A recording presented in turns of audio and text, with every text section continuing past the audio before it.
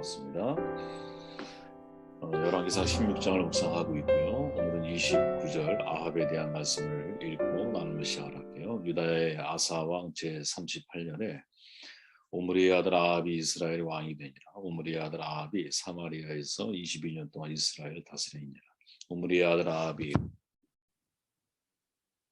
여호와 보시기에 악을 더욱 행하여 이렇게 말하죠. 적극적인 자유를 추구하라라는 제목입니다.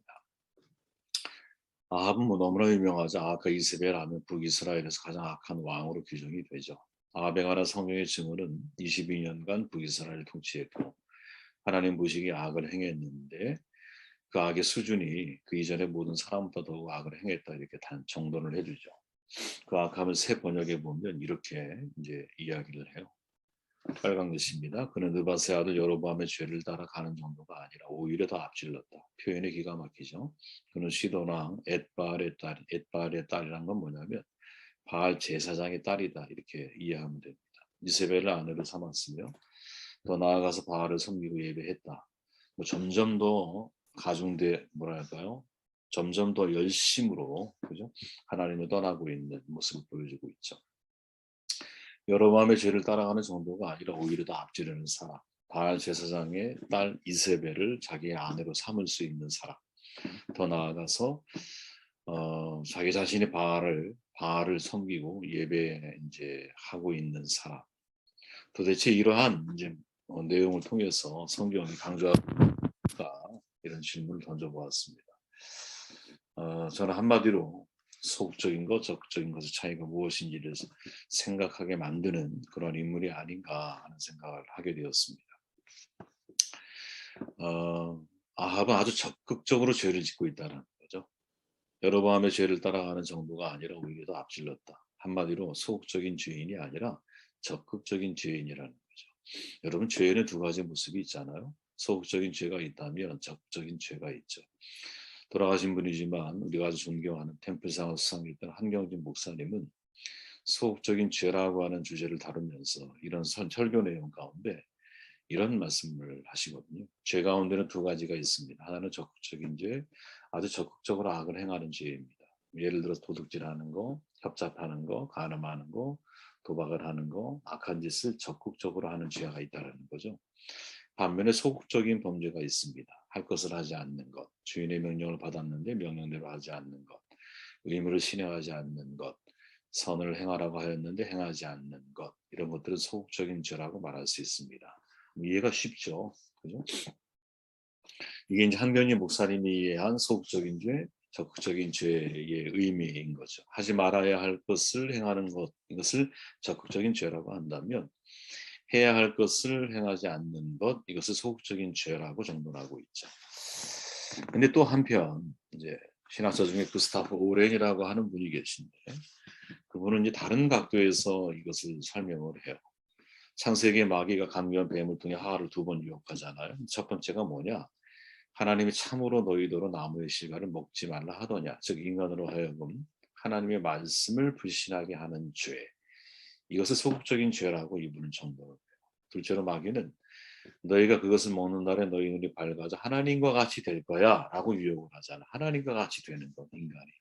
올해는 이를 가르쳐서 자기 중심주의적인 죄라고 말하면서 이게 적극적인 죄다 이렇게 설명을 하거든요. 올해는 이제 불신앙이라고 하는 것과 불신앙이라고 하는 죄와 자기 중심주의라고 하는 죄는 사실은 동일한 죄다 이렇게 말을 해요. 단지 다른 각도에서 관찰한 것뿐이고 자기 중심주의란 하나님의 뜻을 거부하는 것을 의미하는 것이므로 이는 곧 하나님을 불신하는 죄라고 이야기를 하는 거죠. 그러니까 사실은 불신의 죄나 자기 자신을 위해서 인생을 살아가려고 하는 자기 중심주의적인 죄는 같은 거라는 거죠. 소극적인 죄와 적극적인 죄 모두 자기 중심주의의 죄에 해당한다라고 정도는 해요. 내가 나 중심으로 인생을 살아가고 내 인생을 내가 지배하게 되었을 때 사실은 하나님과의 교제가 불가능해지죠. 우리가 잘 알지만 하나님과 관계는 우리가 사랑의 관계를 맺기를 원하고 그 사랑을 바탕으로 해서 아담과 하와 서로가 사람과 사람 서로가 사랑할 수 있는 관계가 되기를 원하는데 인간이 자기 중심, 자기 자신을 사랑하게 되면 또 자기 이기적인 마음을 가지고 인생을 살아가게 되면 관계라고 하는 것은 단절이 되잖아요. 상당히 무서운 죄라고 이야기를 하고 있는 거죠. 구스타프 오렌의 죄가는 사실은 우리에게 유명한 어거스틴의 죄 이해와 일치하거든요. 어거스틴이 이렇게 말을 해요. 죄란 하나님을 떠나 자신을 지향하는 사랑, 곧 자기 사랑은 의미합니다. 하나님을 믿지 않는 것은 곧 하나님을 사랑하지 않는다는 뜻이죠. 이제 거의 일치하죠. 그렇기 때문에 죄의 본질이 뭐냐? 만사에 있어서 자기 자신을 추구하는 것. 이게 이제 죄의 본질이죠. 인간은 하나님을 추구한다고 말하면서도 실은 자기 자신을 추구한다라고 루터가 말을 했는데 하나님과의 관계를 파괴하는 세력이 바로 자기 자신을 추구하는 죄인 거죠. 기독교의 중심 과제가 뭐냐? 하나님이 어떤 분이신지를 알는 거거든요. 하나님이 어떤 분이신지를 알아야 하나님께서 인간과 우리를 창조하신 목적을 알 수 있고 죄가 무엇인지 알 수 있고 인간이 구원에 이를 수 있는 길을 알 수 있는 것이죠. 이런 기준으로 놓고 볼 때 아합의 문제는 뭐냐? 하나님 앞에 관심이 전혀 없다라는 거죠. 도리어 그는 적극적으로 누구를 추구해요? 바알을 추구하고 있어요. 처음에는 여로보암도 여로보암이 추구한 걸 보면 여로보암이 이제 금송아지를 하나님으로 둔갑시켜서 섬기게 하죠. 제사상을 자기 마음대로 세우죠. 절기를 마음대로 바꾸잖아. 이거는 정말 뭐랄까 어린아이에 불과했던 거예요. 이후에 아합이 보여주고 있는 것은 단지 이들이 예를 들어 이제 종교의 뭐랄까요? 혼합적인 종교를 만들고 있었다면 여로보암이 혹은 종교를 변질시키는 정도의 수준에 머물렀다면 아합이라고 하는 사람은 그보다 훨씬 더 적극적인 입장을 취하는 거죠. 어떻게? 여로보암의 죄보다 훨씬 더 앞서서 행했는데 바알 제사장의 딸을 자기의 아내로 삼고 심지어 그를 따라서 누가 850명의 제사장들이 이 이스라엘에 들어오게 되잖아요. 더욱이 자기 자신이 적극적으로 바알을 숭배하는 사람의 모습으로 변질이 되는 거죠. 소극적인 범죄가 아니라 완전히 적극적인 범죄인으로 바뀌고 있다. 그 내면에 파고 들어가 보면 그 속에는 사실은 자기중심주의, 자기 자신을 추구하고 있는 적극적인 죄의 모습을 우리에게 보여주고 있는 거죠. 저는 자유에는 두 가지 이해가 있다고 저는 생각을 하거든요. 자유에도 두 가지 자유가 있어요. 하나는 소극적인 자유, 적극적인 자유. 소극적인 의미의 자유가 뭐냐? 몸으로부터의 자유죠. 우리가 에리 프로임 말한 것처럼 몸으로부터의 자유, 압제로부터 해방, 벗어남의 의미를 가지고 있죠. 그럼 적극적인 자유는 뭐냐? 무엇을 위한, 무엇을 향한 자유가 바로 그것이죠.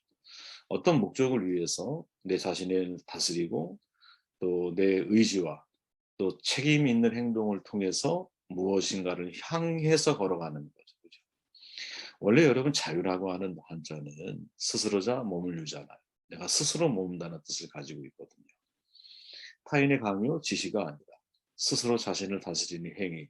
이게 사실은 자유의 핵심적인 가치거든요. 그렇게 자유라고 하는 말은 이제 뭐뭐으로부터의 자유, 즉 벗어남과 해방이라고 하는 면과 동시에 플러스 무엇을 향한 자유, 즉 목적을 위해서 자기 자신을 다스리는 의지적인 면이 만날 때 이 자유가 진짜 의미를 가진다라는 거죠. 한 예로 내가 하나님께 머물기 위해서, 그래서 내가 하나님 안에 머물기 위해서 나를 유혹하는 모든 세상적인 좋은 것으로부터 나를 분리시키는 거죠. 그리고 무엇을 위해서? 하나님 안에 머물기 위해서. 이 두 가지가 다 이루어질 때 진짜 내가 자유가 무엇인지를 경험하게 되는 거죠. 내가 한 여인을 사랑했다가 한번 가정해 보십시오. 한 남자를 사랑했어요. 그러면 한 여인, 한 남자를 사랑하기 위해서 다른 모든 여인, 다른 모든 남자들로부터 내가 의지적으로 내 자신을 벗어나려고 그러잖아요. 이게 진짜 자유의 의미라는 거죠. 우리는 회개라고 말하면 흔히 죄에서 돌아서는 것, 이게 회개의 전부인 것처럼 이야기하기 쉬운데 사실은 회개라고 하는 것은 죄의 유무와 상관없이 여러분 삶의 변화라고 하는 또 다른 측면이 그 속에 담겨 있는 거거든요. 그죠? 예를 들어 바울을 여러분 한번 생각해 보십시오. 바울은 여러분 다메섹에 가는 도중에 주님을 만나고 거기서 회개하잖아요. 이 회개의 과정은 여러분 죄에서 돌아산다라는 개념으로 설명할 수 없거든요. 왜냐하면 여러분 가만히 생각해 보십시오. 사도 바울은 사실은 죄와는 거리가 먼 삶을 살아갔던 사람이야. 그는 태어날 때부터 그죠? 정말 태어난 이후에 철저하게 하나님의 율법을 지키면서 인생을 살아왔던 사람이죠. 그죠? 율법에 대한 열성과 흠없음을 간직했던 사람이 바울이거든요. 그의 표현대로 유익한 것이었고 자랑할 만한 것들이었거든요. 그러나 바울은 이러한 소중한 것들을 주님과의 특별한 만남 이후에 포기하는 거예요. 지금까지 자신이 갖고 왔던 일상의 삶이 죄스러운 것은 아니야. 물론 예수를 믿는 사람들을 잡아다가 이제 그를 예를 들어 감옥이든 또 죽음에 내어 죽음의 자리에 그들을 이제 내어주든 간에 이 마음의 충정은 뭐였냐면 사실 그가 믿고 있던 하나님에 대한 충정에서 그 일을 한 거거든요.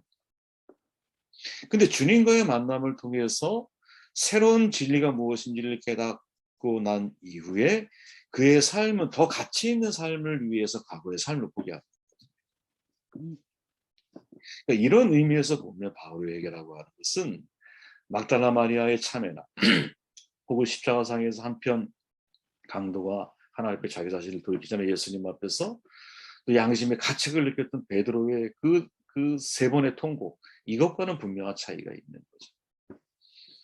이 세 명의 예를 들어 회개는 죄의 초점이 맞춰져 있기 때문에 그 속에는 눈물이 있고 움츠림이라는 것이 있어요. 근데 바울의 회개라고 하는 것은 지금까지의 일상의 삶과 가치관에 초점이 맞춰져 있기 때문에 그 결과는 깨달음과 새로운 삶의 시작을 의미하는 거거든요. 이게 정말 우리가 간직해야 할 회개의 진정한 모습이라는 거죠. 내가 억압된 죄에서 해방되는 것이 소극된 자유라는, 여러분, 내가 하나님의 자녀로서 거룩한 삶을 살아내기 위해 내가 새로운 삶을 시작하는 것, 이게 진짜 적극적인 자유인 거죠. 세례 요한이 세례를 주었을 때 사람들은 요단강에서 하나님께 자복하잖아요. 그죠? 자신의 죄를 고백하거든요.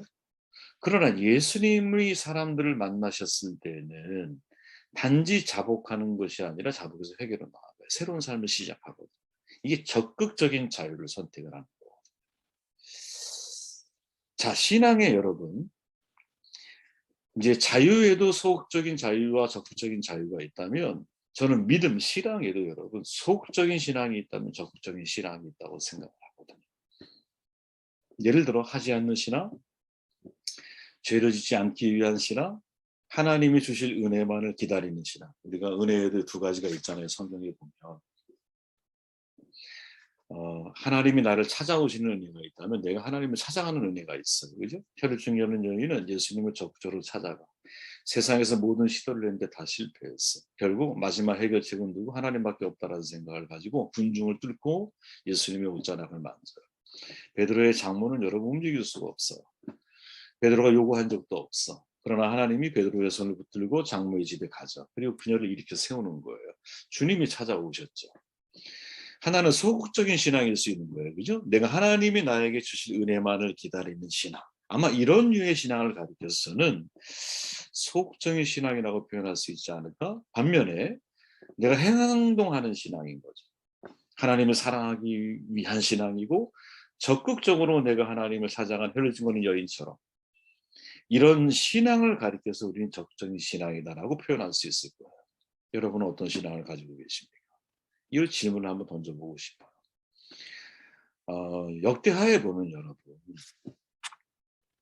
역대하 27장에 보면 남유다의 11대 왕이 나오거든요. 요담이에요, 요담. 성경이 이렇게 말해요. 요담이 그의 아버지 우시아의 모든 행위대로 여호와 보시기에 정직하게 행했어. 그런데 여호와의 성전에는 들어가지 않고 백성들은 여전히 부패했다. 되게 이상하죠, 여러분. 왜? 아니, 하나님 앞에 정직하게 행했는데 여호와의 성전에 들어가지 않아. 이 요담은 여러분 대체적으로 좋은 평가를 받고 있는 왕이거든요. 그의 아버지는 사실은 말년에 나병이 나서 이제 한센병에 걸려서 지금 불행하게 인생을 마무리하지만 사실은 그 전까지의 우시아는 되게 하나님 앞에 개혁도 잘하고 충성스럽게 인생을 살아왔던 사람이거든요. 그런데 요담이라고 하는 사람이 아버지의 부식이 아버지의 행위대로 정직하게 행했는데 왜 성전에 들어가지 않았지? 그죠? 되게 아쉬운 장면이죠. 왜 안 들어갔을까? 이유가 뭘까? 찾아보면 여러분 트라우마 때문이거든요. 자기 아버지가 하나님 앞에 올곧게 인생을 살아가다가 어느 날 마음이 좀 높아지고 교만해질 때가 있었어. 성전에서 제사장이 하는 일을 대신하다가 그래서 나병에 걸리거든요. 이 일에 대한 트라우마가 누구? 요담에게 있지 않았을까? 그리고 요담에게 나타난 그 이후의 삶의 태도가 어떻게 바뀌어요? 되게 소극적인 신앙인으로 바뀌는 거죠. 성전에 들어가질 않아. 우리도 그럴 수 있거든요. 그죠? 우리도 신앙생활 하면서 내가 누구에게 말 못할 내 안에 상처가 있고 또 다툼이 있고 갈등이 있고 혹은 뭐 사람과의 부침이 있고 여러 가지 경우들을 통해서 내가 하나님을 향하는 데 있어 나로 하여금 소극적인 입장을 취하게 만드는 것들이 있거든요. 그게 뭘까 생각해 보셨으면 좋겠어요. 그러면 반대로 여러분 적극적인 신앙이 모두 옳은 것인가? 그건 분명히 아니라고 봐요. 적극적인 신앙을 특별히 강조하는 사람들이 많죠. 그들이 말하는 적극적인 신앙에는 하나님을 앞세우고 하나님의 원리를 따라 적극적으로 가면 길이 열린다. 이런 취지가 들어있어요. 그러나 일부분의 사람들이 그 말을 오해해서 아무런 신앙적인 원칙도 없이 그저 적극적으로 일을 추진하기만 하는 병폐를 만들어냈죠. 하나님이 중심적인 삶의 원리가 무엇인지를 배우지 못한 사람이 여러분 가지고 있는 적극성이라고 하는 것은 오히려 사회를 망치고 가치관을 망칠 확률이 대단히 높은 거거든요. 할 수 있다. 신년 좋은 거죠, 여러분. 하지만 하나님의 원리를 떠난 적극성이라고 하는 것은 의욕을 허욕으로 바꿀 수 있거든요. 돌덩이가 떡덩이가 되게 만들라. 사탄이 예수님한테 던진 시험이거든요. 이 시험의 핵심을 파고 들어가 보면 수단과 방법을 가르지 말고 먹을 것을 만들어내라라고 하는 암시가 내포되어 있어. 사실은. 그죠? 우리가 말하는 적극적인 신앙 속에 여러분 이런 뉘앙스를 가지고 있는 말들이 너무나 많다라는 거지. 하나님의 기본적인 원리를 무시하고 적극적으로 할 수 있다라고 하는 믿음을 가지고 돌들이라도 떡덩이를 만들어서 먹는 것이 마치 신앙인 것처럼. 그때 예수님이 뭐라고 말해요? 사람이 떡으로만 사는 게 아니야. 하나님의 입에서 나오는 말씀으로 사는 것. 즉 하나님의 원리대로 사는 것이 훨씬 더 중요하다. 자, 적극적으로 죄를 범한 아합이잖아요. 그리고 그가 그 아합이 어떻게 살았는지 이제 그 단계별로 여로보암의 죄보다 더 앞서 행하는 죄. 더더욱이 시돈에 있는 누구 바알 제사장의 딸 이세벨과 적극적으로 이방 여인과 결혼하는 것도 괴로운 일인데, 그죠? 그 중에서도 바알 제사장의 딸과 결혼할 정도의 마음을 가지고 있어. 이게 삶의 태도인 거야. 누가 아합이 가지고. 그리고 나서 800명의 850명의 제사장들을 유입을 하죠. 그리고 더 적극적으로 나아가 자기 자신이 바알을 섬기는 바알 숭배자가 되는 거예요. 다시 말하면 아합의 행동 속에는 여러분 대단한 적극적인 삶의 태도, 적극적인 신앙의 자세를 보여주고 있는 거거든요. 근데 그 적극적인 것이 모두 옳은 것이냐? 그렇지 않다라는 거지. 그래서 인생에 있어서 적극적인 행동보다 더 중요한 게 뭐냐? 사실은 바른 존재가 되는 거죠. 바른 존재. 그죠? 바른 존재가 된 이후에 적극적인 삶을 살아야 되는 거지. 우리가 하나님을 사랑하기 때문에 죄를 짓지 않으려고 하는 거야. 우리는 하나님을 사랑하기 때문에 하나님을 자꾸 예배하려고 하는 거예요. 그리고 우리는 하나님을 사랑하기 때문에 하나님의 뜻을 자발적으로 순종하려고 하는 거야. 더 나아가서 우리는 하나님을 사랑하기 때문에 보다 적극적으로 인생을 살아가려고 하는 것이죠. 내가 하나님에 대한 사랑의 깊이가 깊어지면 깊어질수록 죄에 대해서는 소극적인 인생이 되고 하나님의 뜻에 대해서는 또 하나님이 기뻐하는 삶에 대해서는 적극적인 삶의 모습으로 바뀌어 나가는 것이 아닐까 이런 생각을 하게 되었습니다. 뭐 사실 아합이라는 사람은 대단히 다룰 만한 내용이 너무나 많은데 어디에 초점을 맞추면 좋을까 본문 속에서. 근데 이 아합이 가지고 있는 적극적인 죄에 대한 반응이라든지 그것도 일종의 그 사람만의 신앙이죠. 적극적인 신앙의 모습을 보여주고 있죠. 근데 그것의 문제가 무엇일까? 이것을 한번 살펴보는 시간이었습니다. 말씀 듣고 기도하시고 제가 마무리하겠습니다.